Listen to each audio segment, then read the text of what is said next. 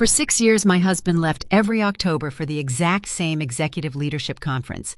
This year, the dates did not line up with his usual corporate calendar, so I followed him to Charlotte. I walked up to the marble front desk of the luxury hotel, gave his name, and smiled. The clerk pulled up his profile, went completely pale, and said, "Ma'am, there must be a mistake. Mr. Julian Hayes always checks in with his wife and their son. Before I continue this story, let me know where you are watching from in the comments below. Hit like and subscribe if you have ever had to stand up and outsmart a liar who thought you were too blind to see the truth. I am Clara, 40, 2 years old, and the Chief Financial Officer of a highly successful biotech startup in Boston. My days consist of managing burn rates, securing venture capital, and analyzing risk. I do not do hysteria, I process data. So when the hotel clerk stood there trembling, waiting for me to break down in tears, I simply stared at her. I placed my Massachusetts driver license on the counter. "I am his wife," I said, my voice perfectly level. "We have no children." The young woman swallowed hard. Her name tag read Jessica. She looked frantically around the lobby as if waiting for security to rescue her. I leaned closer to the counter. "Jessica, I am not going to yell. I am not going to make a scene in your lobby, but I need you to confirm exactly what you just read on that screen. How old is the boy?" Jessica hesitated, her eyes darting to the keyboard. "The reservation notes say it is a birthday trip. He is turning 6 tomorrow." 6. Julian had been attending this mandatory October conference for exactly 6 years. The math was not a coincidence. It was a perfectly calculated timeline. Julian was 45, a supposedly brilliant investment fund director who managed millions of dollars for high-net-worth clients. He wore custom suits, spoke in financial jargon, and always complained about how exhausting these Charlotte trips were. He told me the panels were boring and the networking dinners were a drain on his energy. He used my sympathy to shield his deception. Jessica whispered that she could not give me his room key. Hotel policy strictly prohibited it. A normal wife might have screamed or demanded to speak to a manager. Instead, my corporate instincts took over. I did not need a room key. I needed an audit. I stepped away from the desk and sat in a leather armchair near the elevator bank. I had a clear view of the entrance and the concierge desk.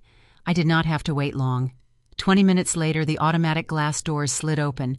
Julian walked in. He was laughing, looking more relaxed than I had seen him in years. Holding his left hand was a young blonde woman, maybe in her early 30s, wearing a designer trench coat. Sitting on his shoulders was a little boy holding a bright blue balloon. My chest tightened, a physical reaction to a psychological blow. But my brain immediately detached from my body. I watched them not as a betrayed spouse, but as an investigator. I noticed the ease between them.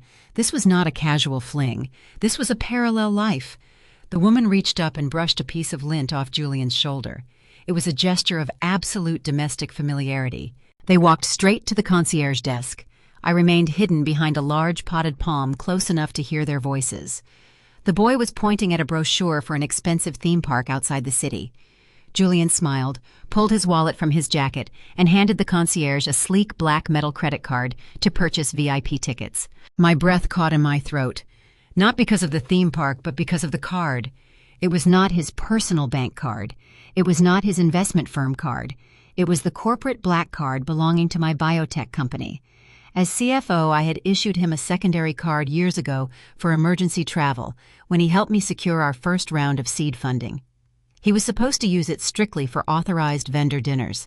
He had sworn to me he cut it up 3 years ago when our company policy changed. He lied. I was funding his second family using my company's operating capital. The emotional pain vanished instantly, replaced by ice-cold rage. This was no longer just an affair. This was corporate fraud, embezzlement, and a direct threat to the company I had built from the ground up. I watched the concierge run the card and hand Julian a receipt to sign. Julian signed it without a second thought, completely unaware that his signature was a death warrant for his career. I pulled out my phone. I did not text him. I did not confront the woman. Instead, I opened my banking app and logged into the corporate master account. I pulled up the transaction history for that specific card. The screen populated with pages of data. Charges for private school tuition in North Carolina, high-end jewelry stores, a mortgage payment to an entity called October Holdings. It amounted to hundreds of thousands of dollars, siphoned away in small, undetectable increments, hidden beneath layers of fake vendor codes Julian had expertly manipulated. How as a financial director, he knew exactly how to structure the theft to avoid triggering our automated fraud alerts. He used his expertise to rob me blind while sleeping in my bed. I sat in that lobby chair and formulated a plan. If I confronted him now, he would panic. He would call his lawyers, freeze our joint personal accounts, and create a narrative where I was the crazy, jealous wife. He would hide the remaining assets before I could secure my company. I could not afford to let him know I was onto him. I had to let him believe he was still the smartest person in the room. Julian kissed the woman on the cheek, lifted the boy off his shoulders, and led them toward the elevators. The elevator doors closed behind my husband and his secret family. I stood up, smoothed my skirt, and walked out of the hotel into the brisk Charlotte air. I dialed my phone. The person on the other end answered on the second ring. It was Marcus, my brother-in-law. Marcus is a sharp, no-nonsense forensic accountant who works for a major risk management firm in Chicago. He is married to my sister, and he has always been fiercely protective of our family. Clara, Marcus said, sounding surprised.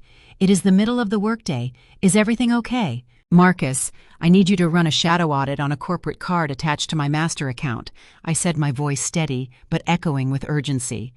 I also need you to pull every public record property deed and LLC registration in North Carolina connected to a company called October Holdings. There was a brief pause on the line. Marcus did not ask silly questions. He heard the tone in my voice. Give me the card number, he said. I read it to him. Then I added, Julian is not at a conference.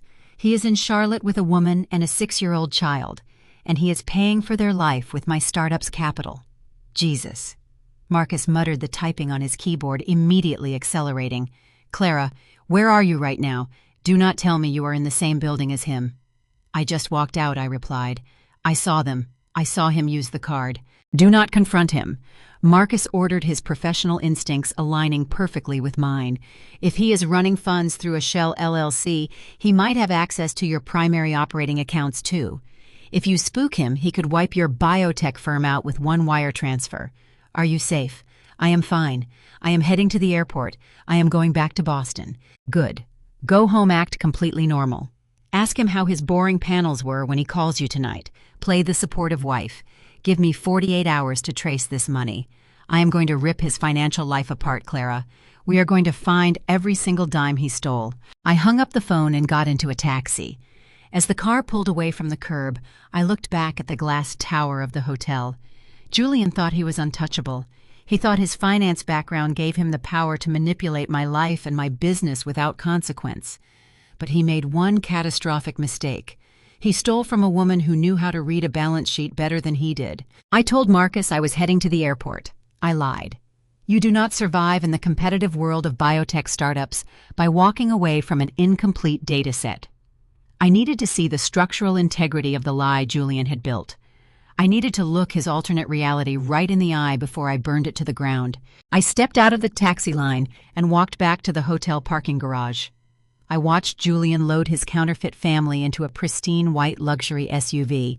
I memorized the license plate, hailed a black car service, and told the driver to follow them at a safe distance. We drove away from the downtown business district and headed toward an upscale outdoor shopping pavilion on the edge of Charlotte.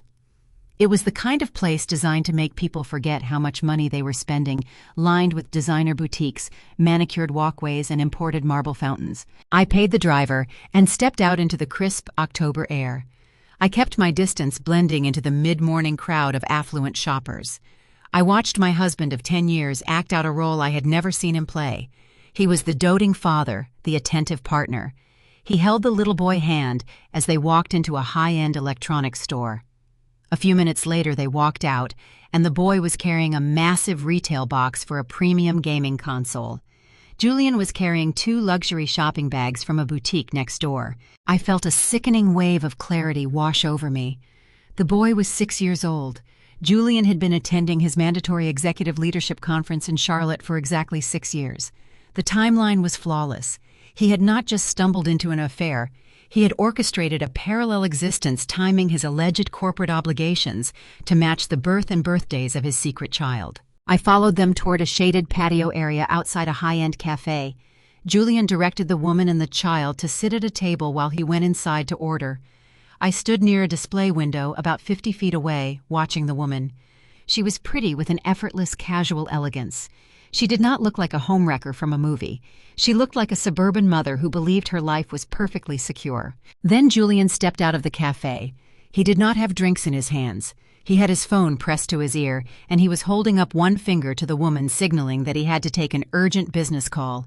He walked a few yards away from the table, pacing slowly near a fountain, looking serious and professional. A second later, the phone in my purse began to vibrate. I pulled it out and looked at the screen. It was Julian. I stood perfectly still, watching my husband pace in front of the fountain while my phone buzzed in my hand. I answered the call and brought the phone to my ear. "Hey, Clara," Julian said. His voice was smooth, carrying that familiar tone of mild exhaustion he always used on these trips. "I am just stepping out of the morning keynote session. It was incredibly dry. How are things at the office?" I stared straight at him across the courtyard.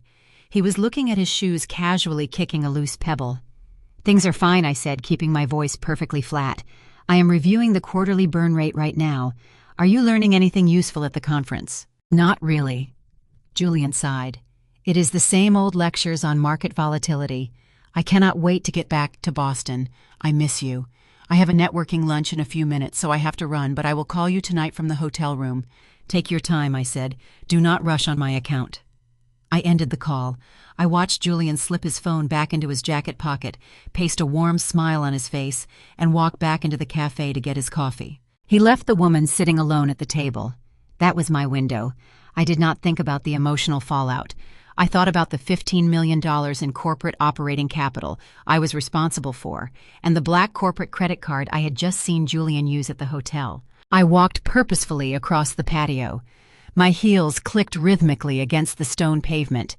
I approached the table and stood looking down at the woman. The little boy was busy tearing the wrapping off his new video game controller. "Excuse me," I said, keeping my tone polite but commanding. "You are Chloe, correct?" The woman looked up, shielding her eyes from the sun. She had a kind, open face which only made what I was about to do more brutal. "Yes," she said, looking slightly confused. "Do we know each other?" "Not personally," I replied. "I am Clara Hayes. I am Julian's wife." The blood drained from Chloe's face so fast I thought she might faint. Her hand, which had been resting on the table, suddenly gripped the edge of the metal chair. Her eyes widened and her mouth opened, but no sound came out. She looked frantically toward the cafe entrance, then back at me. "I am sorry," Chloe stammered, her voice trembling. "What did you just say?" "I said I am Julian's wife," I repeated, pulling out my phone and opening my photo gallery. I placed the phone flat on the table in front of her. It was a picture of Julian and me at a gala in Boston 3 weeks ago. We were smiling, my arm linked through his hand resting comfortably on my waist. Chloe stared at the photograph as if it were a venomous snake. "Julian told me his divorce was finalized 3 years ago." She whispered, her breathing becoming shallow and erratic. "He told me you refused to drop his last name because of your professional reputation. He said you were barely on speaking terms. He told you that I said processing the depth of his lies in real time, and yet I packed his suitcase for this trip 2 days ago. He kissed me at the airport. He just called me 60 seconds ago to tell me he misses me." Chloe shook her head, tears welling in her eyes. No, that is impossible. We are engaged. We are buying a commercial property together here in Charlotte. He is transferring the funds this week. He is relocating his firm so we can be together full time." The pieces of the puzzle slammed into place with terrifying precision. October holdings, the commercial property, the funds transfer. Julian was not just funding a secret family. He was preparing to liquidate marital assets and steal corporate funds to buy commercial real estate under a shell company. He was planning to vanish with my money. I looked down at the little boy. He was oblivious to the destruction happening above his head. "Beautiful boy," I said softly. "He is turning 6 tomorrow, is he not?" Chloe instinctively pulled the boy closer to her side. "Yes," she said defensively. 6 years, I stated, calculating the timeline out loud. Julian has been coming to a fictitious financial conference in this city every October for exactly 6 years. He timed his corporate absences to coincide with your son's birthday.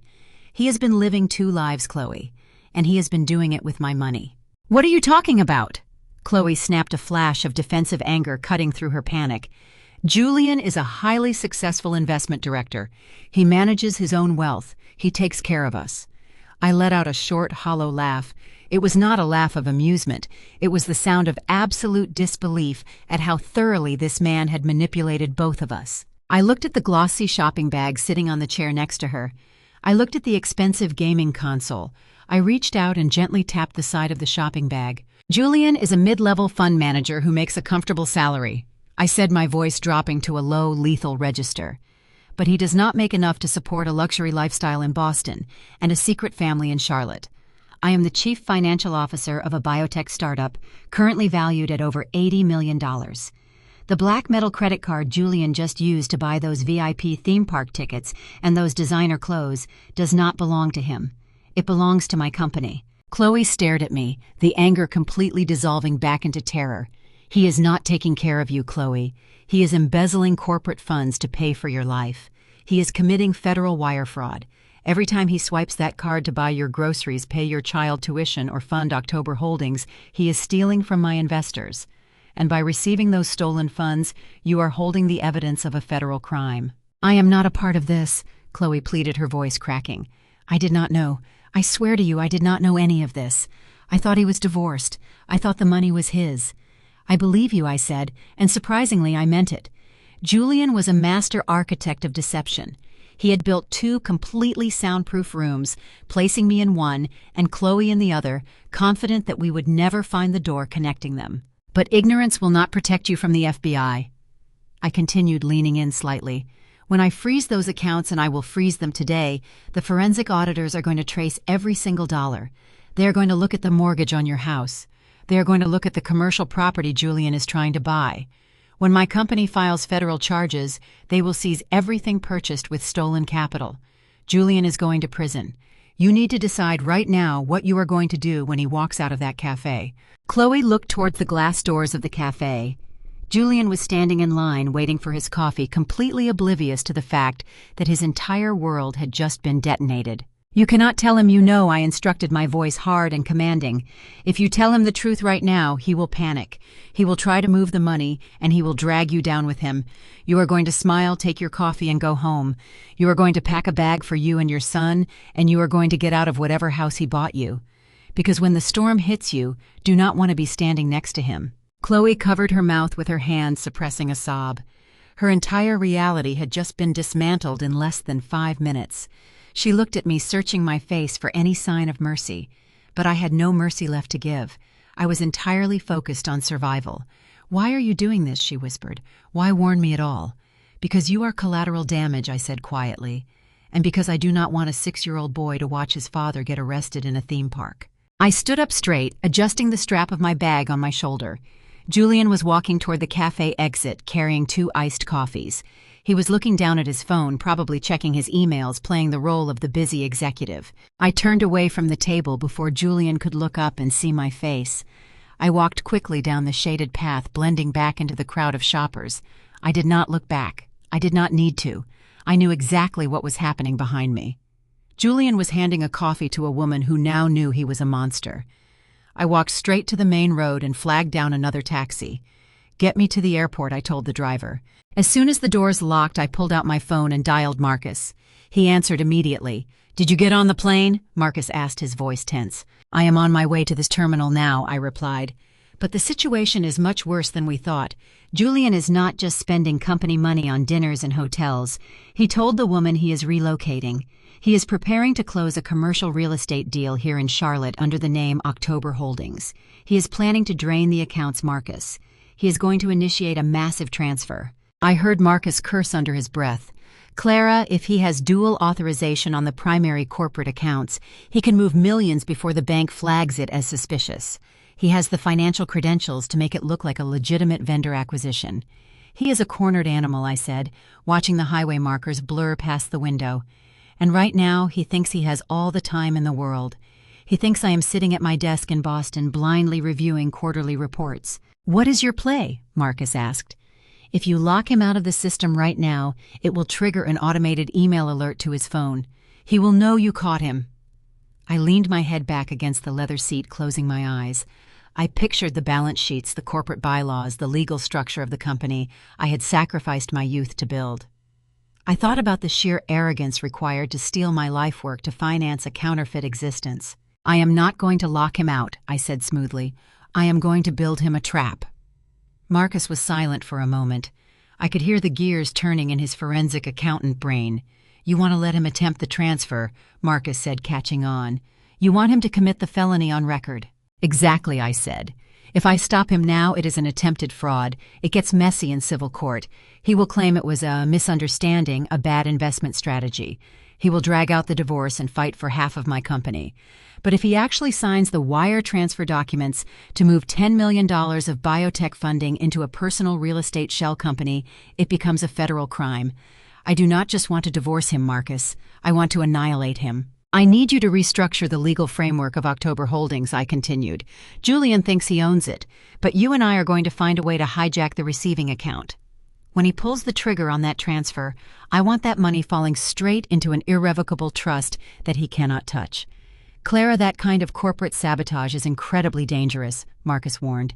"If he catches wind of the legal changes, he will vanish." "He will not catch wind of it," I said, my voice as cold as ice, "because when he gets home from this trip, I am going to be the perfect, loving wife. I am going to make him his favorite dinner. I am going to ask him all about his boring conference. I am going to make him feel so powerful, so completely in control, that he will never see the blade coming until it is already buried in his chest." I ended the call as the taxi pulled up to the departure terminal. I stepped out into the chaotic noise of the airport, feeling lighter than I had in years. The shock had completely evaporated. I was no longer a betrayed wife stumbling in the dark. I was a chief financial officer executing a hostile takeover of my own life. Julian had spent 6 years treating our marriage like a corporate acquisition. Now it was time for him to learn what happens when you try to liquidate the wrong company. The flight back to Boston was the longest 2 hours of my life. I did not cry. I did not stare out the window and wonder where my marriage went wrong. I purchased the expensive in-flight Wi-Fi and began pulling every financial document I could access from my secure company portal. By the time the plane touched down at Logan International Airport, I had created a hidden encrypted folder on my laptop containing 7 years of corporate tax returns, vendor payout logs, and executive expense reports. I unlocked the front door of our brownstone in Beacon Hill just as the sun was setting. The house was perfectly quiet and perfectly clean. Julian loved this house. He loved hosting dinner parties in our chef kitchen and pouring expensive wine for my biotech investors. He played the role of the supportive, successful husband with absolute perfection.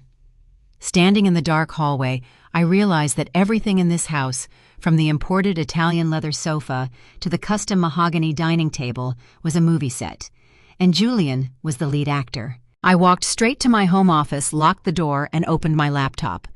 I set up a secure video conference link and sent it to Marcus. Marcus is my sister husband.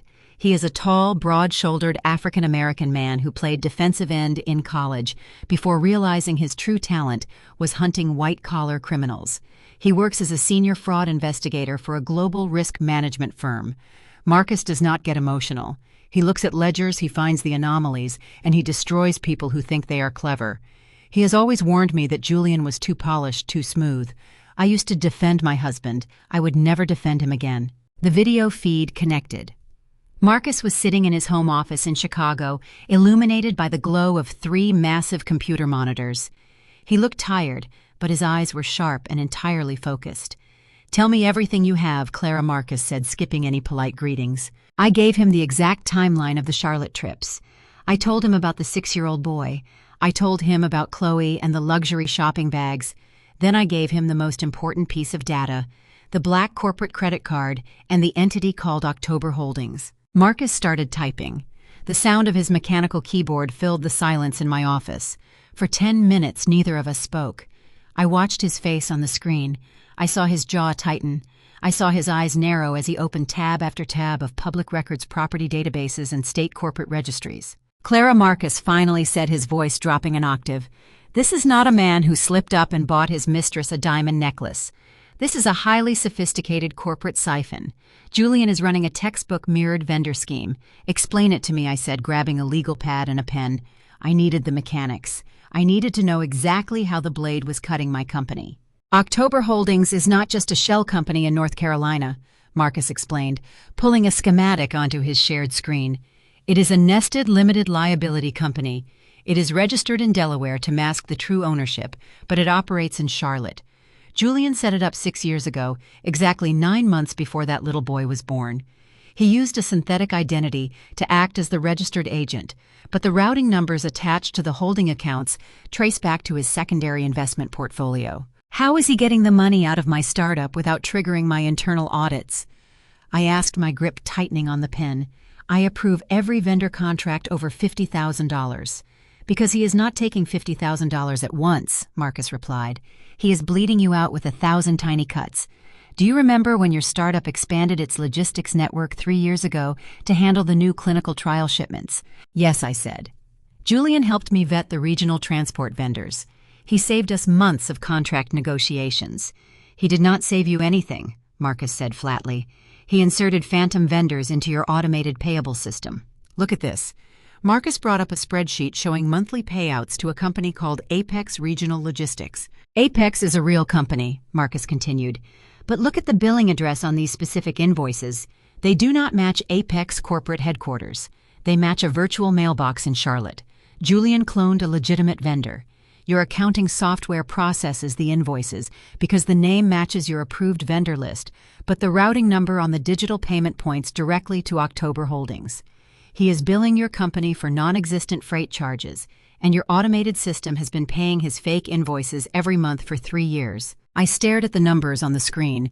$7,000 here, $12,000 there, $9,000 for specialized medical packaging that was never manufactured. It added up to hundreds of thousands of dollars stolen directly from the operating budget I had sweated blood to secure. He is funding the Charlotte house, the private school, the luxury cars, all of it with your clinical trial budget, Marcus said, his voice laced with disgust. And Clara, it gets worse. You said the woman mentioned buying commercial real estate. Yes, I said. She told me they are closing on a property this week and he is relocating. Marcus brought up a pending real estate listing in the commercial district of Charlotte. It was a massive high-end retail and office plaza. The listing price was $12 million. Julian is not relocating to open a small branch office, Marcus said. He is trying to buy this entire plaza. The buyer listed on the pending transaction is October Holdings. He needs a massive injection of cash to close this deal. The phantom vendor scam is too slow. To buy this plaza, he needs millions in liquid capital, and he needs it by Friday. I felt a cold sweat break out on the back of my neck. My startup had just closed a Series C funding round. We had $15 million sitting in a high-yield corporate account waiting to be deployed for our next phase of research. Julian knew about that account. He had celebrated with me when the venture capital cleared. He is going to drain the Series C fund, I said, the reality of the threat crashing down on me. He is going to initiate a fraudulent wire transfer and wipe out my company. He needs dual executive authorization to move anything over $1 million, Marcus reminded me. He cannot do it without your digital signature and your secondary security token. He knows where I keep my token, I said, looking toward my desk drawer. And he knows my passwords, but the bank would still call my cell phone to verify a transfer of that size. He cannot bypass the verbal verification unless I am incapacitated or unless I give him temporary legal power of attorney over the financial accounts. We stared at each other through the screen. The silence was heavy, filled with the terrifying realization of what my husband was truly capable of. When is he coming home? Marcus asked. Tomorrow night, I replied. His flight lands at 8. Clara, you need to listen to me very carefully, Marcus said, leaning closer to his camera. Julian is going to try to manufacture a reason to get financial control. He is going to manipulate you. He might try to gaslight you, make you doubt your own competence, or manufacture a crisis. You have to play along. You have to be the loving, exhausted wife. You cannot let him see the anger.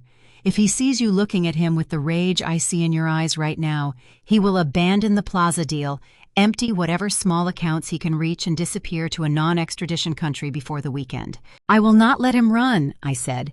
I want him caught in the act. I want him holding the matches when the FBI arrives. Then we set the trap, Marcus said. I am going to contact a federal prosecutor I know in the Financial Crimes Division. We will flag the corporate account. But Clara, you are going to be in the same house with him for the next 3 days. You are sleeping next to a predator. You have to be absolutely flawless. I closed the laptop and sat in the dark office. My entire life was a crime scene. Every anniversary dinner, every vacation, every time he told me he loved me, it was all part of a calculated strategy to keep me blind while he emptied the vault. I did not sleep that night. I sat in the living room drinking black coffee, mentally preparing myself for the performance of a lifetime. The next evening, the front door unlocked. Julian walked in, dropping his designer leather overnight bag on the hardwood floor. He looked exactly the same. He had the same charming smile, the same perfectly styled hair, the same expensive cologne. "Clara," he called out, his voice warm and inviting. "I am home." I took a deep breath, forced my facial muscles to relax, and walked out of the kitchen. I smiled, walked up to the man who was actively trying to destroy my life, and wrapped my arms around his neck. I hugged him tight. He felt like a stranger. He felt like a threat. "I missed you," I said, pressing my face into his shoulder so he could not see my eyes. "I missed you too," he murmured, kissing the top of my head. Charlotte was miserable. The conference was a complete waste of time. "I am just so glad to be back in our house." I pulled away and smiled up at him. "How were the panels? Did you learn anything new about market volatility?" "Just the usual corporate nonsense," he said, loosening his silk tie. He walked into the kitchen and poured himself a glass of sparkling water. "Honestly, Clara, I am exhausted. The travel is really starting to get to me. I was thinking on the flight home that maybe I should scale back my hours at the firm. I want to spend more time here with you." It was a brilliant opening move. He was planting the seed of his impending resignation.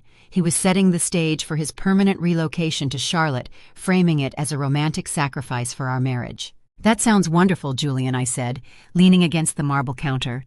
"We have both been working so hard lately. Actually, I am feeling pretty burned out myself. The Series C funding just closed, and the pressure from the board is enormous. I have had a terrible migraine for 2 days. I am just so overwhelmed." I handed him the exact weapon he wanted. I showed him weakness. Julian's eyes softened with fake concern.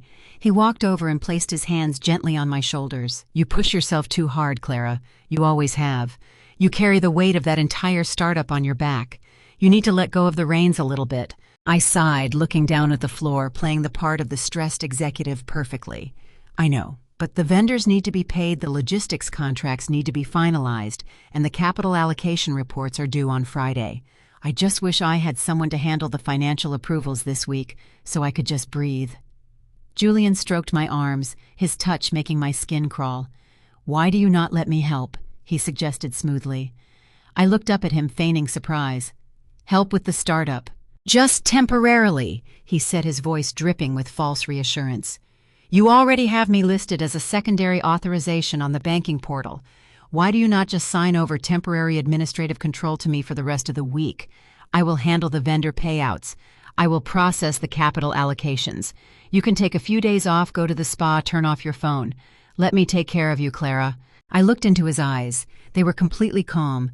There was no hesitation, no guilt. He was asking me to hand him the keys to the kingdom so he could burn it down and walk away with the ashes. I pretended to hesitate. "Are you sure, Julian? It is a lot of paperwork." "It is nothing I cannot handle."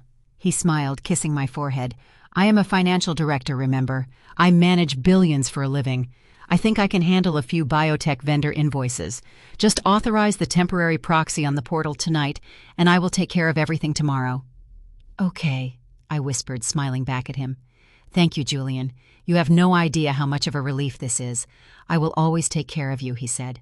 I walked upstairs to our bedroom, went into the master bathroom, and turned on the shower.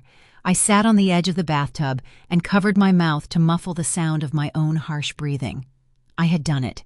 I had given him the opening. Later that night, while Julian was asleep in our bed, I took my laptop into the dark office. I opened the banking portal. I navigated to the Executive Permissions tab. I selected Julian profile and upgraded his status from secondary authorization to primary proxy. I gave him the legal authority to move funds without my verbal confirmation. But I did not stop there. I opened the encrypted channel to Marcus. Marcus was waiting. I took the bait I typed in the chat window. He asked for temporary proxy. I just granted it. Marcus replied immediately. "Good. The federal prosecutor is on standby. We have the bank fraud division monitoring the IP address of your home network. As soon as Julian logs in tomorrow and attempts to route the Series C funds to October Holdings, the system will allow the transaction to clear the first security gate. That makes it a completed federal wire fraud attempt. What about the receiving account? I typed. If the money hits his Charlotte account, he can disperse it into offshore shell companies in seconds. He will not get the chance, Marcus replied. I spent the last 12 hours legally restructuring the routing destination for October Holdings. Julian thinks the LLC bank account is controlled by his synthetic identity. But I found a fatal flaw in his incorporation documents. He used your biotech company address as the secondary corporate domicile to bypass a credit check 3 years ago. Because he tied it to your corporate entity, I was able to legally file a dispute and reclaim the LLC under your corporate umbrella. I stared at the screen, my heart pounding in my chest. What does that mean? It means Julian does not own October Holdings anymore, Clara. You do. I rerouted the receiving account. When Julian wires those millions tomorrow, he thinks he is sending it to his secret family fund. But the money is actually going to be deposited directly into a locked, irrevocable trust controlled entirely by you. He is going to steal your money and accidentally deposit it right back into your own pocket while generating a federal paper trail of massive wire fraud. A cold, dark smile spread across my face. Julian thought he was playing chess against a naive, overworked wife. He did not realize he was sitting at a board where I controlled all the pieces. The next morning I woke up early. I put on my workout clothes, grabbed my yoga mat, and told Julian I was taking his advice. I was going to a morning yoga class and then spending the day at a luxury day spa downtown. I told him my phone would be in a locker completely turned off. You deserve it, Clara, Julian said, sipping his coffee at the kitchen island. Do not worry about a thing here. I have the portal open. I will process the payouts and make sure the accounts are balanced. Take all the time you need. I kissed his cheek, tasting the bitter irony of his betrayal. Have a good day at work, Julian. At 9:20, he bypassed the daily limit restrictions, citing an emergency vendor acquisition. At 9:25, he drafted a wire transfer. The amount was $10.5 million. The source was my Series C funding account. The destination was October Holdings in Charlotte, North Carolina. I watched the cursor blink on the screen. He was one click away from throwing away his career, his freedom, and his entire life. He was doing this for Chloe. He was doing this for a 6-year-old boy. He was doing this because his ego convinced him he deserved everything he could steal. At 9:27, Julian clicked execute. The screen flashed green. Transfer initiated. My burner phone rang immediately. It was Marcus. "We got him," Marcus said, his voice vibrating with absolute triumph. The wire just cleared the first federal checkpoint. The bank logged the IP address, the proxy authorization, and the destination. It is a textbook Section 1343 wire fraud violation. Did the money hit the trust? I asked, gripping the steering wheel so hard my knuckles were white. Marcus laughed a deep, satisfying sound. It bypassed his Charlotte account completely. $10.5 million just landed safely in your irrevocable corporate trust. Julian is looking at a confirmation screen right now, believing he is a multimillionaire. He has no idea the account he wired it to belongs to you. Call the FBI, I said. They are already pulling up to your house, Clara, Marcus replied. I rolled down the window of my car and listened. In the distance, cutting through the crisp Boston morning air, I heard the wail of sirens. They were getting closer, echoing off the brick townhouses of Beacon Hill. Julian had packed a suitcase for his parallel life, but he was about to take a very different kind of trip. The sirens wailed loudly outside the Beacon Hill brownstone, echoing down the narrow street. I sat in my car 3 blocks away, my heart pounding against my ribs, waiting for Marcus to confirm that the FBI had breached the front door. But the confirmation never came. Marcus called my burner phone. His voice was no longer triumphant. It was tight and completely drained of celebration, Clara, Marcus said. The police cruisers just drove right past your house. They were responding to a domestic disturbance 2 streets over. It was a coincidence. I gripped the steering wheel. What about the wire transfer? Did Julian click execute? No, Marcus said, the sound of furious typing bleeding through the phone line. The sirens spooked him. He hesitated. And when a criminal hesitates, they double-check their surroundings. Julian backed out of the transfer screen. He opened the administrative audit logs on your banking portal. He saw the shadow trace I ran last night. He knows we are watching him. He knows you know everything. A heavy, suffocating silence filled my car. Julian was a predator who had just realized he was standing in a trap. He was not going to play the oblivious husband anymore. Before I could ask Marcus what our next move was, my primary cell phone buzzed. It was an automated email alert from my biotech startup IT department. My corporate email password had been changed.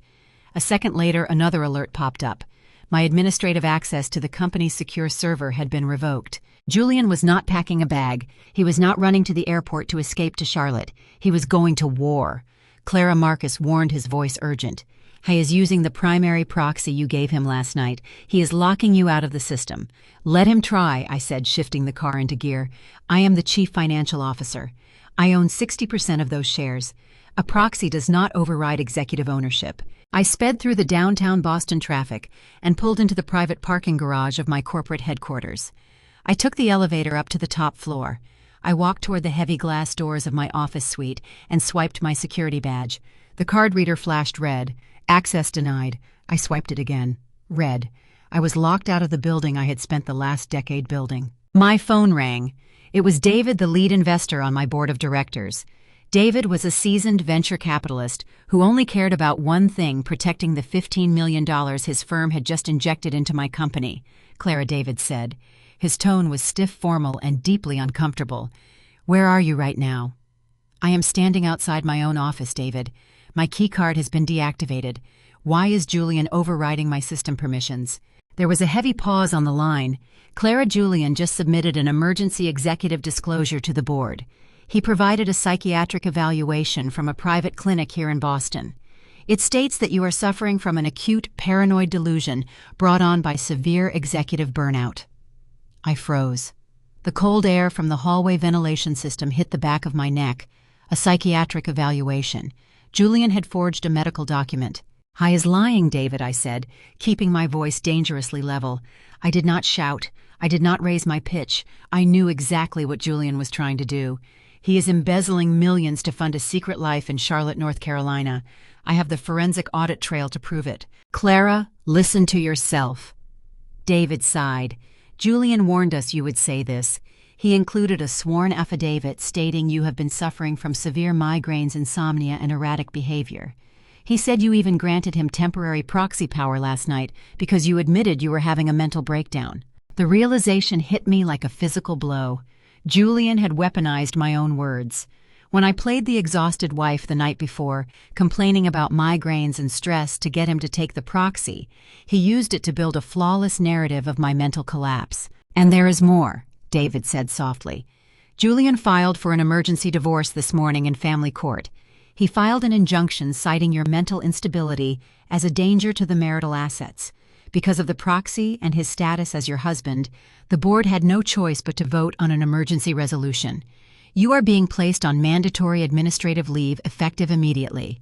Julian has been appointed acting financial director to safeguard the funds until a court-mandated medical evaluation can be completed. I ended the call. I did not say goodbye. I did not argue. Julian was a mastermind. He knew that in corporate America, the first person to call the other person crazy usually wins the narrative. He was using the deep-rooted stigma of mental health to completely disarm me. He knew I was aggressive, sharp, and relentless, so he painted those traits as symptoms of a psychotic break. He wanted me to scream. He wanted me to bang my fists against the glass doors of my office. He wanted building security to come up and drag me away, giving the board of directors all the visual proof they needed that the crazy wife had finally snapped under the pressure. If I fought him with emotion, he would win the divorce, take half of my shares as a sympathetic victim, and gain permanent control of my startup. I looked up at the security camera mounted in the corner of the hallway ceiling. I knew Julian was probably sitting in my office chair right now watching the live feed, waiting for me to break down and cry. I looked directly into the camera lens. I smoothed my jacket. I turned around and walked calmly back to the elevator. I did not shed a single tear. I drove to a quiet park near the Charles River, parked my car, and called Marcus. He froze the accounts, I told Marcus. He locked me out of the building. He forged a psychiatric evaluation and convinced the board I am having a paranoid breakdown. He filed for emergency divorce and made himself the acting financial director. Marcus let out a long, heavy breath. He is executing a corporate coup masked as a family tragedy. Clara, if he controls the accounts legally as acting director, we cannot hit him with unauthorized wire fraud. He essentially has the board permission to move the money. I is going to try to legitimize October Holdings. I said the pieces of Julian's strategy falling perfectly into place. He is going to use his new acting director status to officially acquire that commercial real estate plaza in Charlotte, but he will structure it so the ownership defaults to him in the divorce settlement. He is going to steal my company in broad daylight, and the board is going to hold the door open for him. You need a lawyer, Marcus said. A ruthless one. I do not just need a lawyer, I replied. Julian wants to play a game of perception. He wants to use documents and paper trails to rewrite reality, but paper trails can be burned. I pulled out my laptop and opened the encrypted folder Marcus had built for me. Julian had locked me out of the current banking portal, but he forgot one crucial detail. I was the one who wrote the original code for the company internal vendor database 10 years ago. I had a backdoor administrative key that not even the IT department knew about. Marcus, I said, opening a terminal window on my screen, I need you to dig into that fake psychiatric clinic Julian used for the evaluation. Find out who signed the document. Follow the money. Julian did not get a forged medical record for free. He paid someone. I am on it, Marcus said. What are you going to do? Julian wants to prove I am crazy, I said, my fingers flying across the keyboard as I bypassed the company firewall. I am going to show him exactly what crazy looks like. I am going to delete the phantom vendors. Clara, stop, Marcus warned. If you delete the October Holdings vendor profile from the internal system, you destroy our evidence of his embezzlement. I am not deleting this evidence, I said, a cold smile forming on my lips. I am downloading the entire historical ledger to an offline drive, but I am wiping the vendor profile from the active payable system. Do you know what happens when a company acting financial director tries to wire $10 million to a vendor that does not exist in the verified internal database? The bank flags it as a critical security breach, Marcus said, catching my drift. Exactly.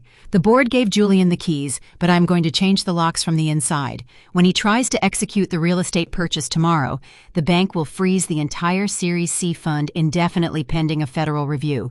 Julian will be trapped. He will not be able to buy the Charlotte Plaza, and he will not be able to pay off his mistress. I hit the Enter key. The terminal screen flashed a sequence of commands.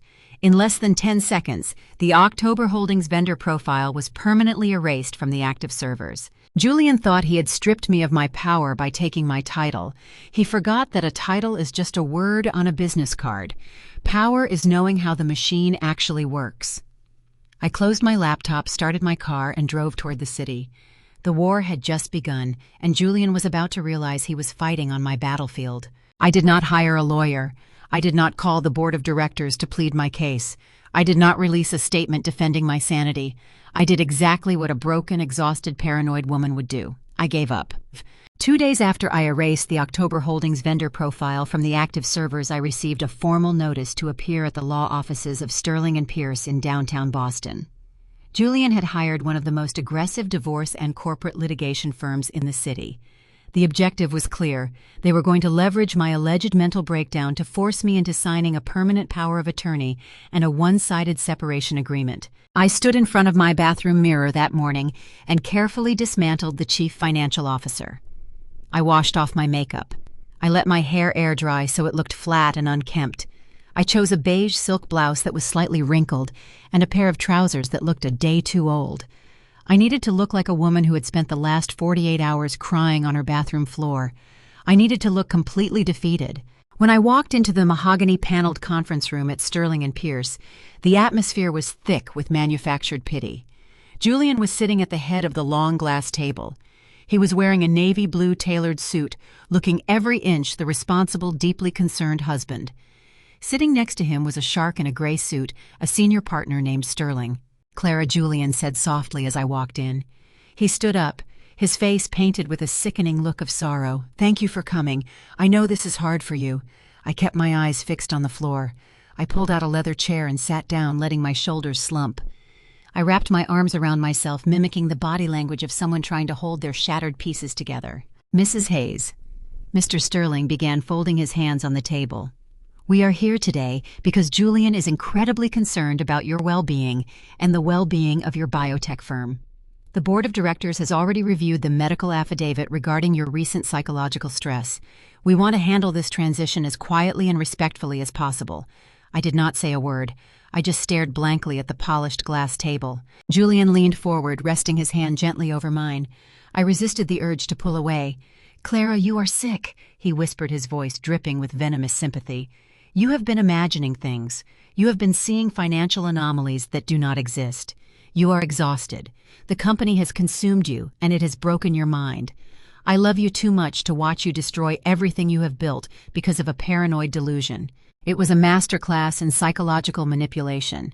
If I were a normal woman, I would have screamed. I would have slammed my fists on the table and demanded they look at the forensic audits. I would have called him a liar, an embezzler, and a monster. And if I had done that, Mr. Sterling would have nodded, taken notes on my aggressive outburst, and used it as further proof of my instability. Instead, I let a single tear roll down my cheek. I took a shaky breath and looked up at Julian with wide, exhausted eyes. "I just want the pressure to stop," I whispered, letting my voice crack perfectly. "I cannot sleep, Julian. I cannot focus. Everyone is looking at me like I am crazy. I just want it to be quiet." Julian squeezed my hand. A fleeting micro-expression of absolute triumph flashed across his eyes. He had won. He had broken the Iron Lady of Boston biotech. "Then let me carry the weight for you," Clara, Julian said gently. "Mr. Sterling has drafted a comprehensive power of attorney and an executive transition agreement. It gives me full administrative and legal control over your shares and the corporate accounts until you are medically cleared. It also finalizes our temporary marital separation without dragging your mental health records into a public courtroom. You step away, you rest, and I make sure the company stays afloat." Mr. Sterling slid a thick stack of legal documents across the table. He handed me a silver fountain pen. "These documents grant Julian full operational authority," Sterling explained smoothly. "You waive your right to contest his financial decisions during your leave of absence. In exchange, Julian agrees to keep the medical evaluation sealed and private. It is the best option for your reputation, Clara." I stared at the documents. I knew exactly what they were. They were the keys to the $15 million Series C fund. They were a blank check for Julian to execute the commercial real estate purchase in Charlotte. By signing this, I was legally authorizing the man who betrayed me to take everything I owned. I was handing him the loaded weapon he needed to execute his own family. I picked up the pen. My hand trembled, a final touch of theatrical perfection. "Clara, no, you do not have to do this!" a voice in my head screamed. But it was not my voice. It was the voice of the audience, the voice of anyone who has ever been bullied and manipulated by a narcissist. Giving up goes against every survival instinct. But I was not giving up. I was giving him enough rope to hang himself on federal television. I signed the first page, then the second. I initialed the waivers. I signed away my proxy rights, my financial veto power, and my legal authority to block his transactions. I handed the documents back to Mr. Sterling. "Thank you," Julian said softly. "I will take care of everything from here. You just focus on getting better." Clara Marcus yelled, his voice echoing in the confined space of my car. "Tell me you did not sign that agreement. Tell me you walked in there and threw the audit reports in his smug face." "I signed it, Marcus," I said calmly. "He has full power of attorney. He has full executive control over the Series C capital." "Are you out of your mind?" Marcus shouted. "You just gave him a legal shield. You just told the world you are mentally incompetent and handed him the right to drain your company. He is going to initiate the wire transfer for the Charlotte Plaza tomorrow, and now he has the legal authority to do it. You just lost your company, Clara." I leaned back in the driver's seat and stared at the concrete ceiling of the parking garage. "Marcus," I said, my voice dropping to a low, steady cadence, "what happens when a corporate executive wires $10 million to a vendor that does not exist in the internal verification system?" "The bank flags it as a security breach," Marcus answered, his anger turning into confusion. "We talked about this. You deleted October holdings from the active system. When he tries to send the money, the bank will freeze the account. But Clara, because you gave him power of attorney, he can just call the bank, override the security flag, and force the transfer through. You gave him the power to bypass your own trap." "Exactly," I said. I let the word hang in the air for a moment. I could hear Marcus breathing on the other end of the line, his brilliant analytical mind trying to catch up with my strategy. "Julian thinks he is playing a game of corporate theft," I explained. "He thinks if he has the legal paperwork, he is untouchable. But Marcus Julian does not know that October Holdings is now a subsidiary of my irrevocable trust.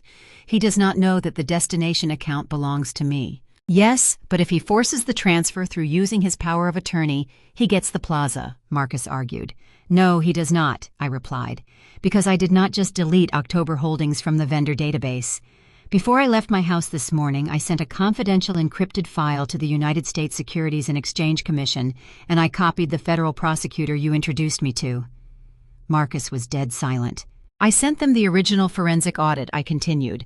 I showed them the phantom vendor scheme. I showed them how Julian has been embezzling corporate funds for 3 years. But I also told them that Julian Hayes had recently compromised my internal servers, forged my signature, and was preparing to initiate a massive fraudulent acquisition under the guise of an acting director. Clara, Marcus whispered, finally seeing the entire architecture of my plan. If the federal authorities are already watching the account, and Julian forces the transfer through using the power of attorney, he coerced you into signing. It becomes aggravated wire fraud, corporate espionage, and federal extortion.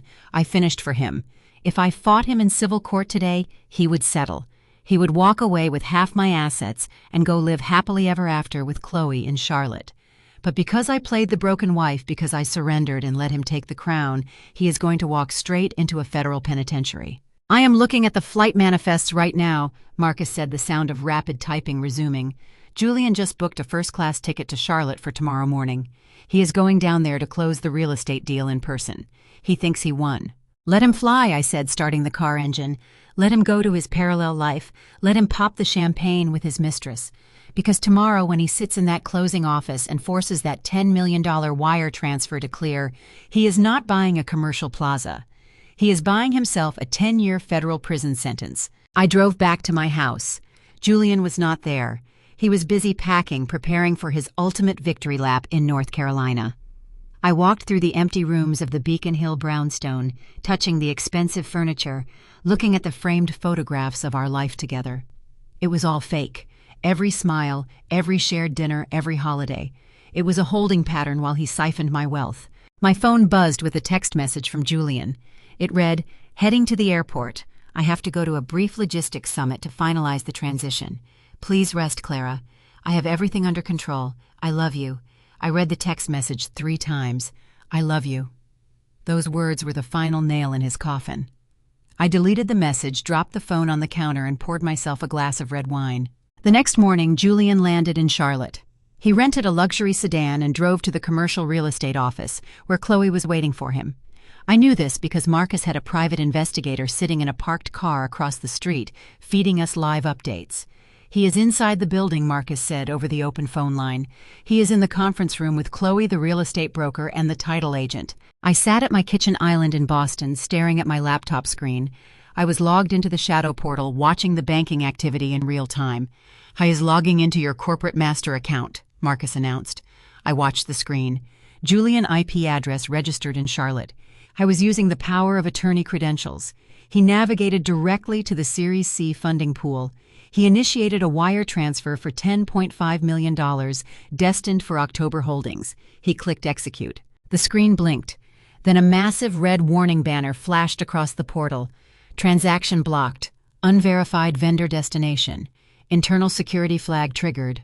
I smiled. The first trap had snapped shut. "He is calling the bank," Marcus said, intercepting the routing data. "He is using the emergency override code." I listened to the silence of my kitchen, imagining the scene in Charlotte. Julian sitting in a leather chair next to his mistress, acting confident and wealthy, suddenly realizing his massive transfer had bounced.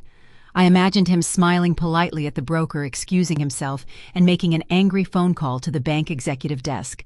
"I am Julian Hayes, acting director, and primary proxy," Julian would be saying. "Clear the flag immediately and push the transfer through. I have legal authority." Julian was using his stolen power to bypass the safety protocols I had intentionally rigged. He was insisting on a recorded bank line that the $10 million must be moved immediately to a company he secretly owned. The red warning banner on my screen disappeared. The bank, legally obligated to follow the instructions of the primary proxy, overrode the system block. The screen flashed green.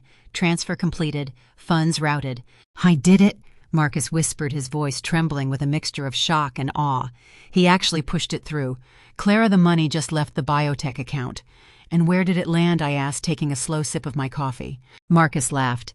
"It landed straight in your irrevocable trust. October Holdings no longer has an active bank account in Charlotte. The routing numbers redirected every single penny back to you. Julian is sitting in that real estate office waiting for the broker to confirm receipt of the funds. But the funds are never going to arrive." I closed my laptop. The psychological warfare was over. I had played the victim, I had surrendered my power, and I had handed my abuser the exact weapon he needed to destroy himself. Now it was time for the fallout. For 6 years, Julian managed his double life with the precision of a Swiss watch. Now he was about to learn what happens when someone else controls the gears. On the tablet screen in my lap, I watched the live feed. Julian looked like a king. He was wearing a bespoke gray suit, leaning back in an ergonomic leather chair, casually sipping an espresso. Chloe sat next to him wearing a white designer dress, looking at him with absolute adoration. She thought she was marrying a financial genius. She thought she was minutes away from owning a $12 million commercial retail plaza. He pooled it all into a single massive wire transfer. He was betting everything he had and everything I had built on this one transaction. I watched the screen as the senior real estate broker slid a thick stack of closing documents across the mahogany table. Julian smiled, picked up a heavy gold pen and began signing his name.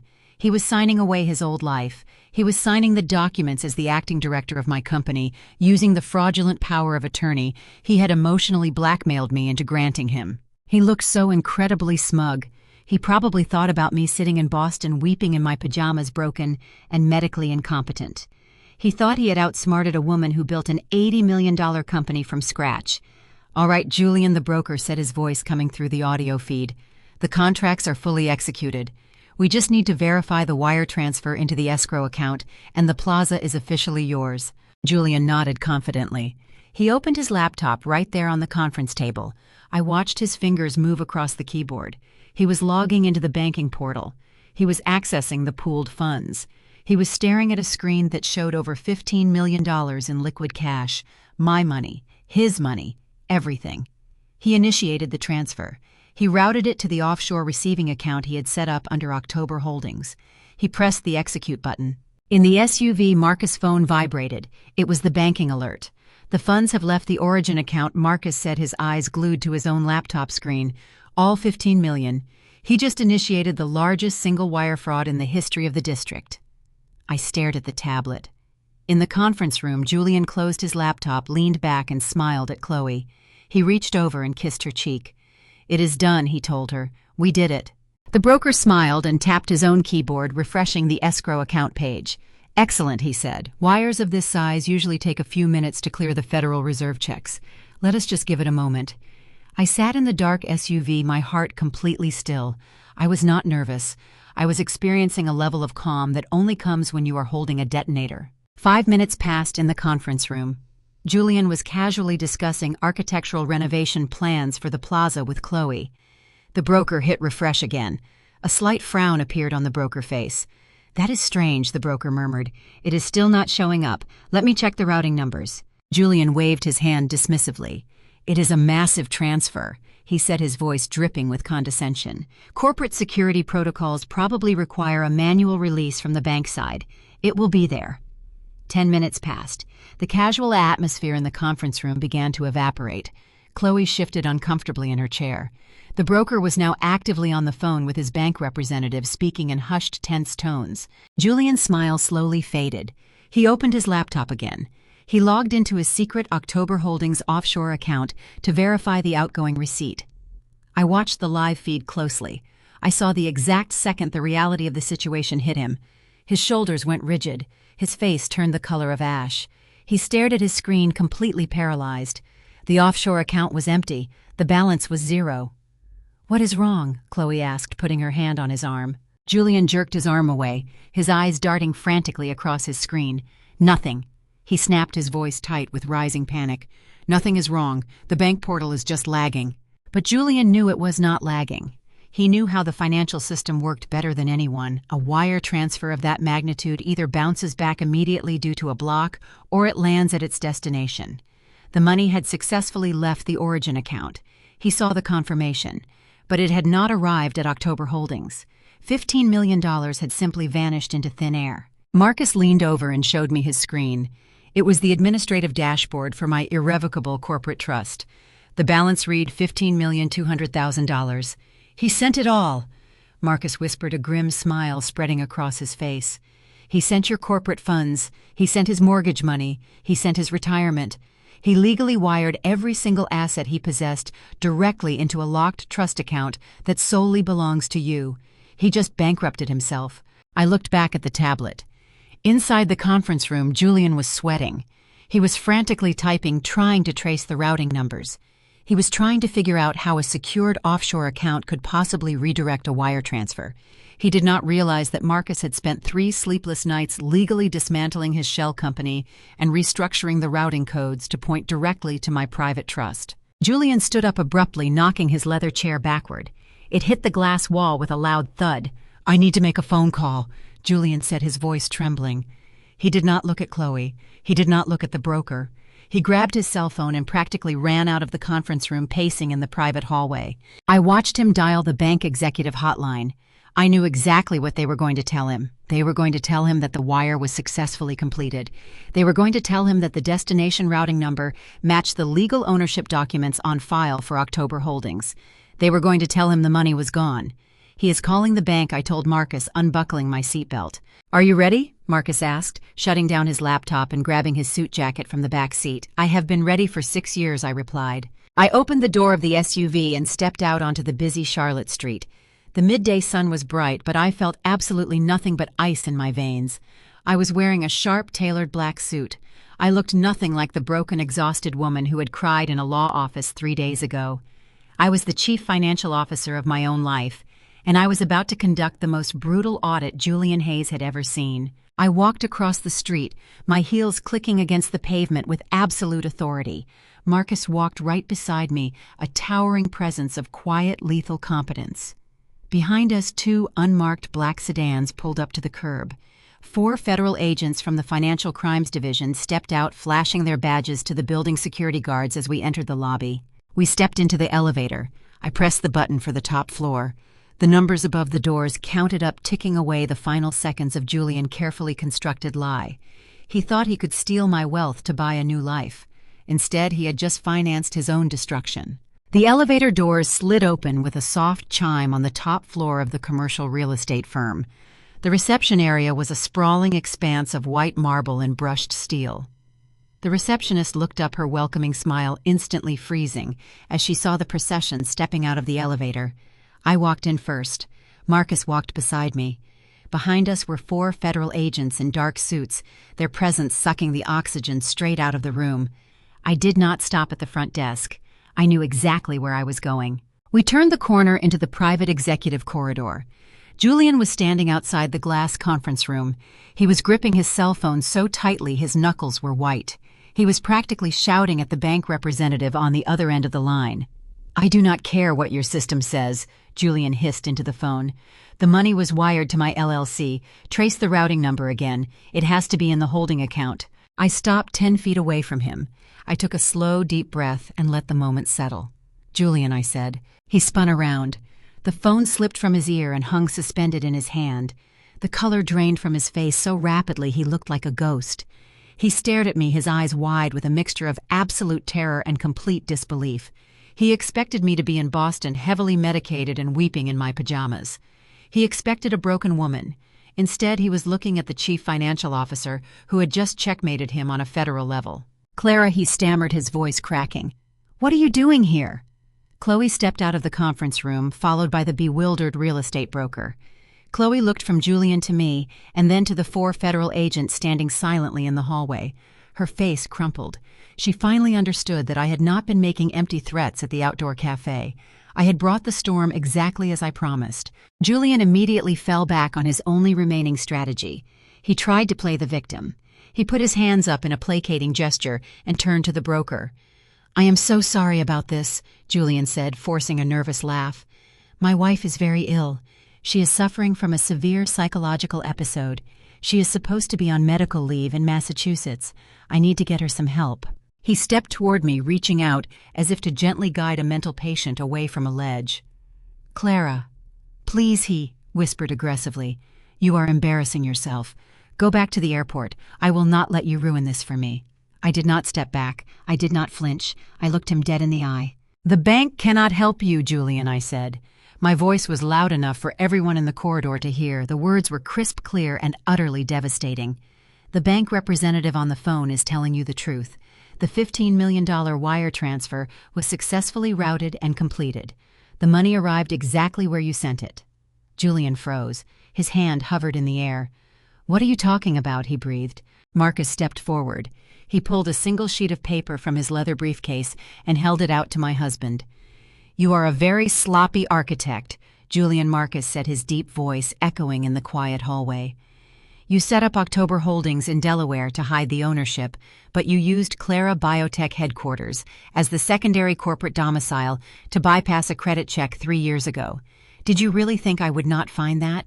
Julian stared at the piece of paper in Marcus' hand, but refused to take it. His chest began to heave. "Since the LLC was legally domiciled under Clara corporate umbrella," Marcus continued relentlessly, "I filed a corporate dispute last month. I reclaimed the entity. October Holdings does not belong to your synthetic identity anymore. It is a legally registered subsidiary of Clara Private Irrevocable Trust. I changed the receiving routing numbers 72 hours ago." Julian's mouth opened, but no sound came out. He looked wildly at his laptop sitting on the conference table inside the glass room and then back at me. "When you sat in that room and pushed the execute button," I said, taking a step closer to him, "you thought you were transferring my Series C corporate funds and your liquidated personal assets into a secret offshore account. You thought you were stealing my money to buy a commercial plaza for your mistress. But all you actually did was take your retirement, your investment portfolio, and the money from the second mortgage you took out on our house and deposit it directly into my personal bank account." I watched the realization hit him. It was a physical impact. Julian staggered backward, his shoulders hitting the glass wall of the conference room. He was completely bankrupt. He had just legally gifted me every single dollar he had ever earned while simultaneously documenting his theft of my corporate funds. He had nothing. No plaza, no secret offshore wealth, no safety net. "You set me up!" Julian choked out, his eyes wild and frantic. "You planned this. You signed the power of attorney just so I would make the transfer. I gave you exactly what you asked for." I replied, my voice completely devoid of emotion. "I gave you enough power to destroy yourself, and you did it flawlessly." Chloe covered her face with her hands and backed away from Julian. She backed away until she hit the far wall of the corridor. She looked at the man she was supposed to marry and saw him for exactly what he was: a fraud, a thief who had just gambled away their entire future and lost everything. Julian turned to the real estate broker, sheer panic overriding all logic. "Cancel the closing," he yelled. "The funds are compromised. Cancel the contracts." "It is too late for that," one of the federal agents said, stepping forward and flashing his gold badge. "Julian Hayes, you are under arrest for aggravated wire fraud, corporate embezzlement, and identity theft." The agent grabbed Julian by the shoulder and spun him around. Julian struggled, his perfectly tailored suit wrinkling as the agent forced his hands behind his back. The sharp metallic click of the handcuffs echoing in the hallway was the most beautiful sound I had ever heard. Julian screamed, his composure completely shattered. "You cannot do this. We are married. I am your husband. You have to tell them to stop." I stood motionless and watched the agent secure his wrists. I looked at the man who had spent 6 years lying to my face, stealing my life work, and treating our marriage like a corporate rating scheme.